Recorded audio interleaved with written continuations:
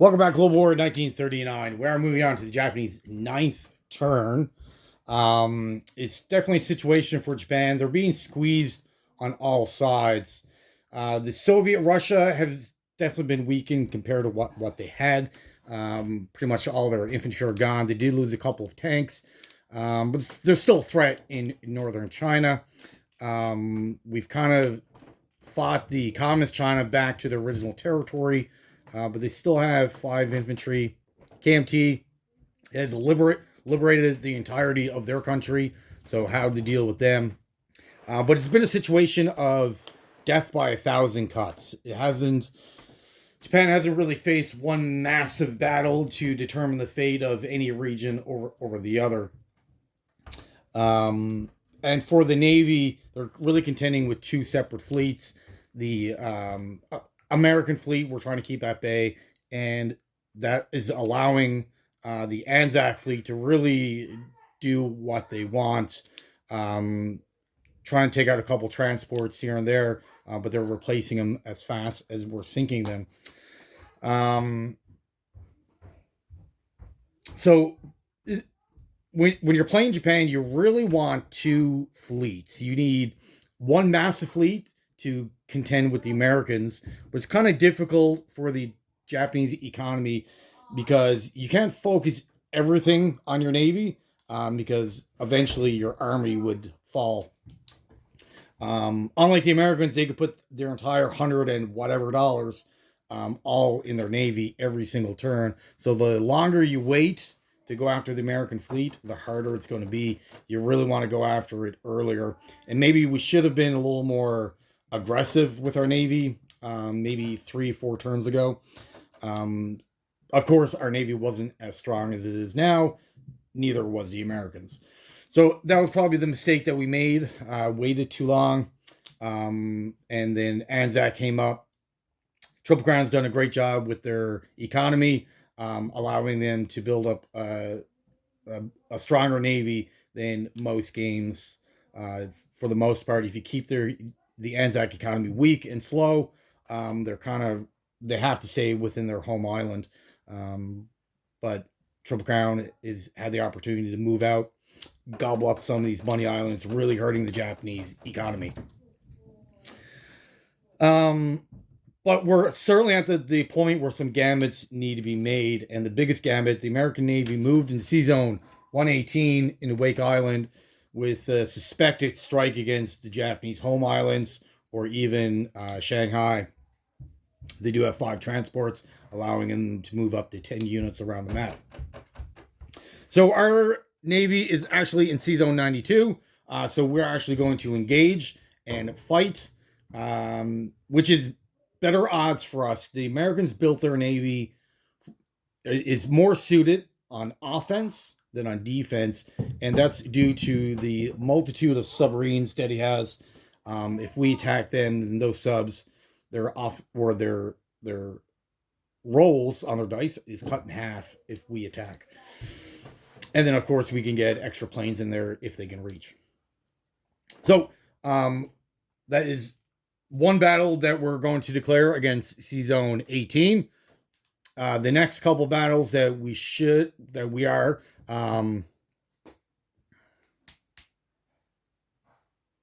now this force here can really split up. And if we take this out, then the Russians really don't have anything left outside of a tank and a man. So we're going to declare against Manchuria, northern Manchuria. And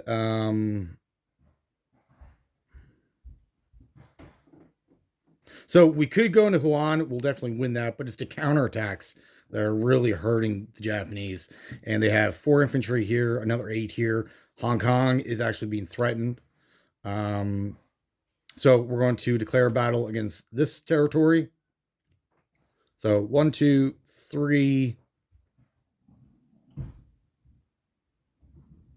4 against the communist Chinese.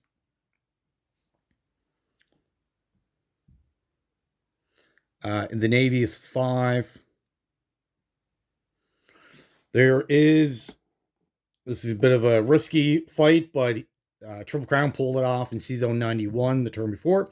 So we'll be kind of doing the same thing in C-Zone 74. He has a destroyer and a transport. We'll be bringing down 3 aircraft from Siam and engaging those ships.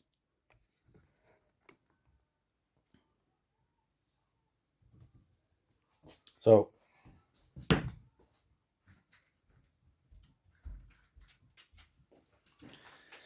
that's one. All right, so that's the attacks we'll be going with. But before we get into that, let's get into our purchases for this turn. We do have $71 to spend, so we're getting 3 new destroyers, a medium tank, another amphibious tank for 6, 3 artillery, 2 special naval landing force, and 6 infantry. Spending all of our money, of course. Okay. So let's get these battles. So we are going in. The naval battle, of course, is going to bring in our entire Navy. C-Zone 92, move up to 18. We're going to be including the medium bomber in that fight. And then the 6 destroyers that were left behind in C-Zone 24 to protect those transports. They will also be entering. We do have 3 more fighters that can get there. Unfortunately, our kamikaze ability is not available to us until the 10th turn. However, if we wait till the 10th turn, then all of his battleships get upgraded to Amato class battleships, and we certainly don't want that, or because that would just make his navy even stronger than what it is now. All right. So for Northern Manchuria, we will be going in with the 2 cavalry, artillery, infantry, special naval landing force. This tank here, we'll be going with the amphibious tank, special naval landing force, and 2 more special naval landing force. We'll be going into Northern Manchuria.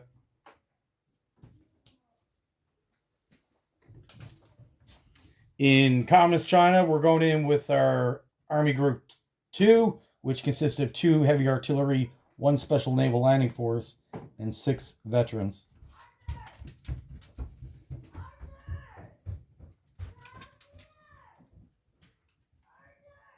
That will be assisted by a fighter, 2, no. This will be assisted by a fighter in Shanghai, 1, 2, 3. It has a movement of 2. The Northern Manchuria will be assisted by 2 fighters, again with a movement of 2.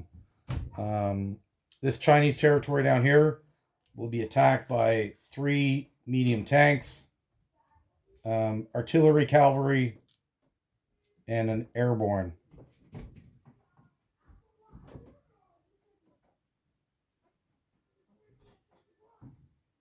And the rest will be non-combat moves. All right.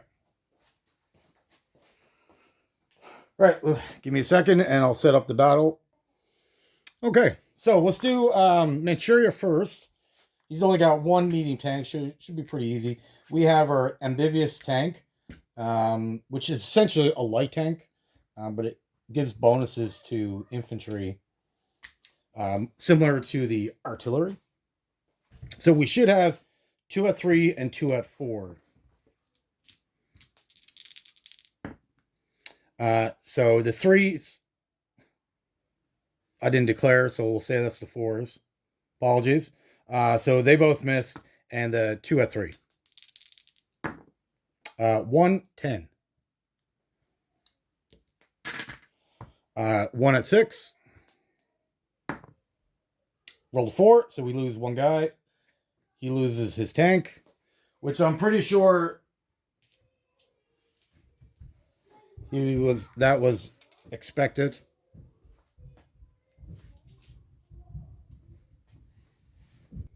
All right, so this would be for Northern Manchuria. Unfortunately, he does have an AA gun, so we're putting our fighters a little at risk here. But we're hoping where there's only two, they'll both miss.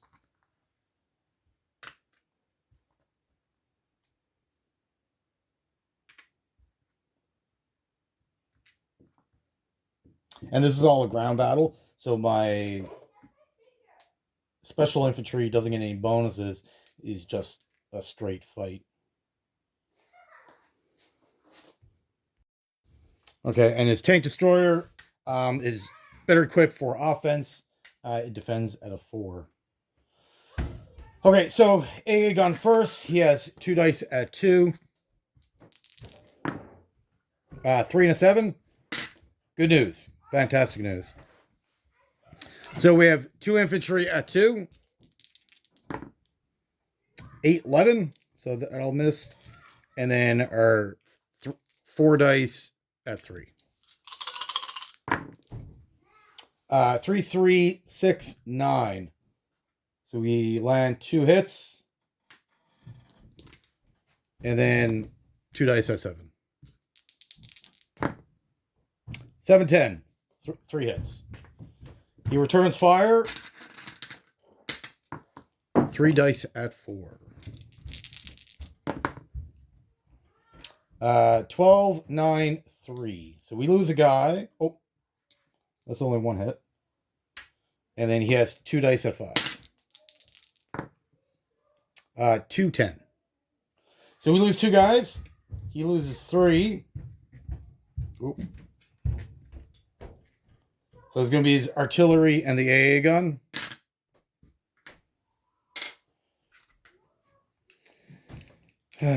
All right. So round 2. 4 dice at 3. 1, 4, 7, 12. So we got 1 hit. And this can end it. 2 dice at 7. 1, 11. All right. Return fire.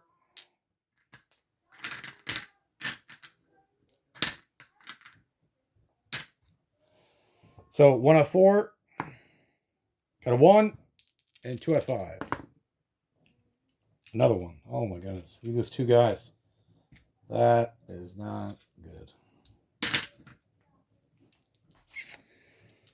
All right. 2 at 3.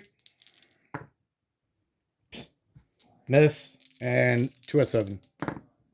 1, 6. All right. And then he returns at a 5. 9. Good. So our cavalry survives. And the fighters.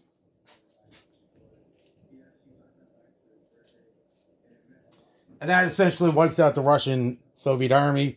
But they do have a train that could load up 3 more infantry in Novosibirsk. He does have a couple of heavy tanks that can start rolling over. So we will see. He's done a pretty effective job.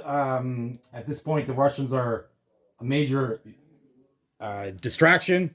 And their main role in this game right now will be to delay, distract, just overall cause problems. And he's done a pretty effective job at it. All right, so we got 2 heavy artillery. Special Naval Landing Force, again, is just treated like a regular infantry. And 6 veterans. They do have combined arms, so we'll boost 2 of them up to 4s.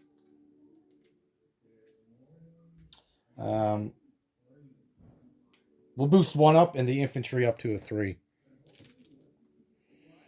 All right, so we have, and this is versus 5 communist Chinese rolling at 4s. So we have 6 dice at 3.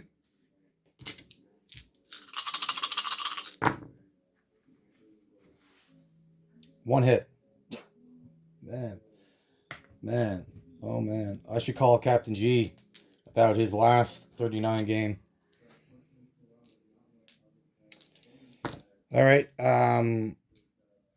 Heavy artillery, 1 infantry at 4.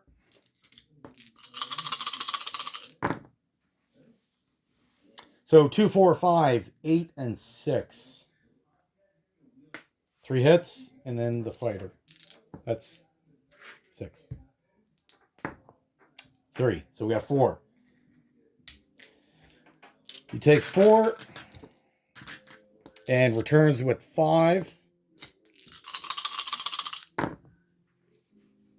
12, 5, 6, 11, 3. We lose 1 guy. And continue on. So 3 of 3.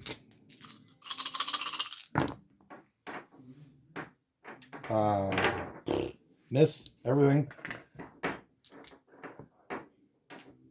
And then 5 of 4.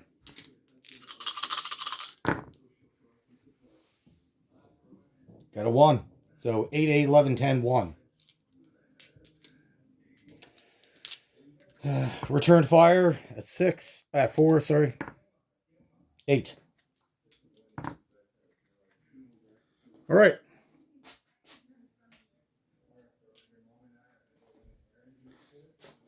Good news, good news. Communist China's pretty much, they only have 1 artillery, 1 territory.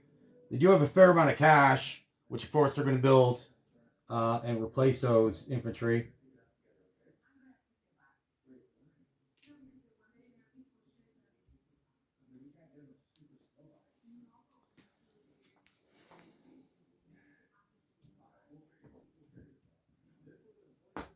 All right. So now we have our battle for Sea Zone 74.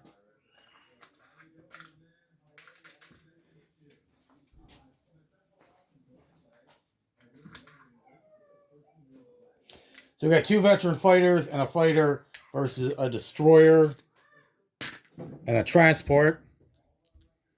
So 1 dice at 6. 10. 2 at 7. 4, 2. Landed both hits. Good news. And he returns. 1 at 4. Rolled an 8. And then 1 at 3. Or 1. Rolled a 3. So that went just as well as his battle. And of course, we're going to return those on the non-combat phase.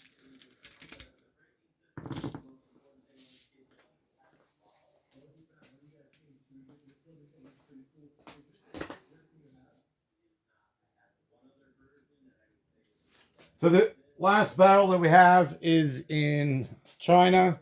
He has 1 guy. We have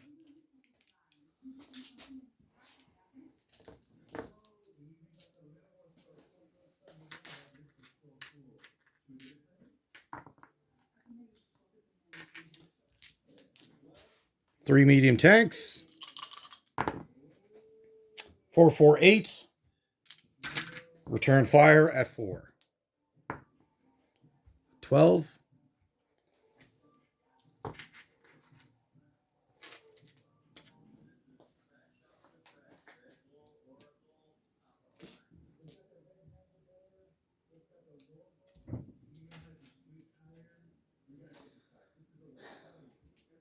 So the thought process here with Hong Kong is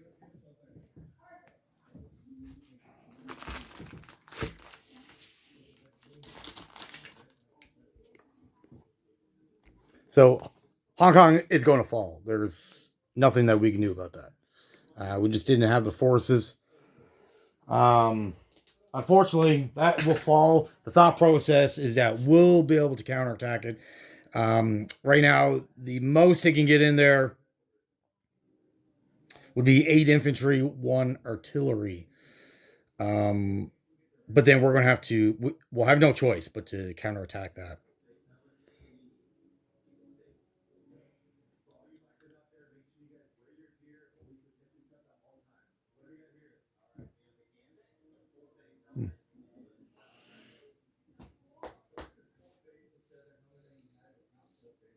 Okay.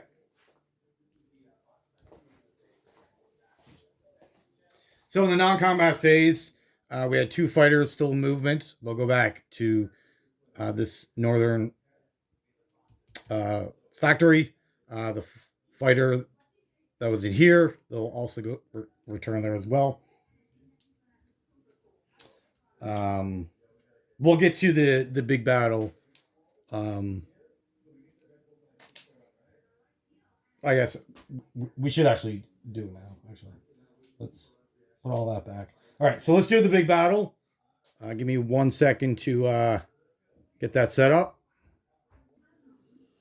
All right, folks, thank you for waiting. I know it was only a second for you. It's been 45 minutes for me. Unfortunately, all that footage is wasted. There was a lot of background noise. We actually got Triple Crown on the phone with us, and we rolled that battle out together. Him rolling for defense, me rolling for the offense. But there's just too much in the background. It was unaudible. And I do apologize. That would have been an epic battle to actually witness. But the end result, we did win that fight. We are left with only our 5 battleships, of which they're all damaged to the max that they can sustain. And all of our aircraft are on the carriers. We only lost 2 aircraft. We lost both escort carriers. So when we lost 2 aircraft, they're all on the the aircraft carriers, and we survived with another medium bomber. That was the only thing that can actually reach there. So the bomber will return back to Tokyo. Now, this does open the door. The Atlantic is kind of free of American vessels. Not really. They did build up in San Francisco the last turn. A few destroyers, a couple transports, cruiser, and another carrier. I did build 2 of his big bombers. So now the counterattack, obviously we're going to expect a counterattack. He does have, 8 subs, a destroyer, medium bomber, and then 2 of his heavy bombers. And we don't have an opportunity to repair our battleships. So unfortunately, and we don't have any destroyers to protect us from or shield us from his subs. Unfortunately, this is going to be a hard fight. Okay, so to round out our non-combat phase, we're going to pull 2 guys from Siam, make it 3 guys, and put that in Shanghai.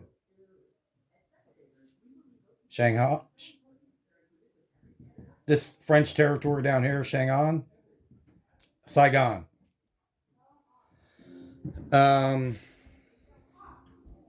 The 2 fighters in Northern Manchuria will fly to Peking. The other fighter in the Communist China's territory will fly into that Chinese territory.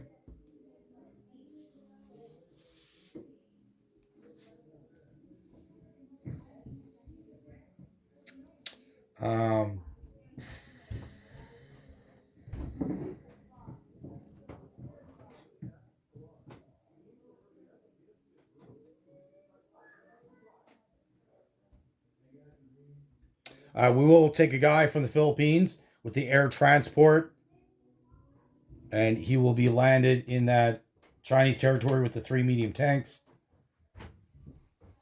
and return to the Philippines. That is all the movements that we can actually do. All right, let's get into the unit placement. 3 destroyers will be placed in 124.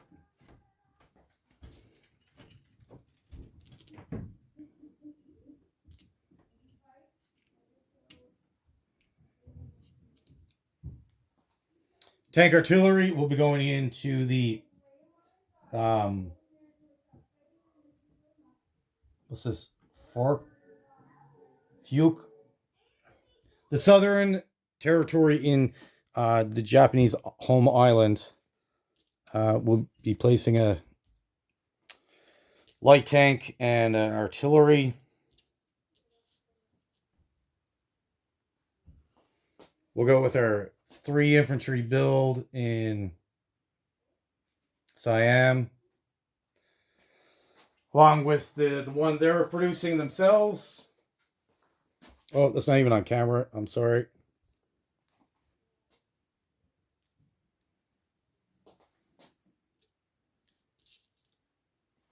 And then we have 5 left. Oh, shoot. We forgot to move one guy from Peking. One guy will move down to Shashi. And then 2 guys will move to this territory here between both complexes. We're going to build in Shanghai 3 infantry, and then build in Peking 2 special naval landing force.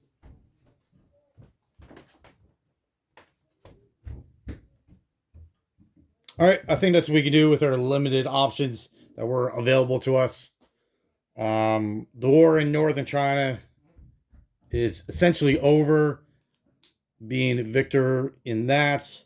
However, the Russian strategy, which was really effective, and kind of limited us or prevent us from really doing a lot in northern China or using those forces somewhere else.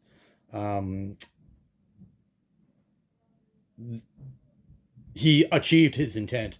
I don't think he was planning to winning the game with those forces, or that this area of the map with those forces, even though at one point he did own a bulk of this territory. But it was really a delay and pin down an army group that wasn't moving out. So give all the credit to Triple Crown for his success there. And it'd be interesting to see what the turn of events for the secondary naval conflict. We are expecting counterattack, and we're expecting it to be pretty devastating, actually. All right, that's it. That is it for the Japanese. Thank you for watching, and have yourself a great day.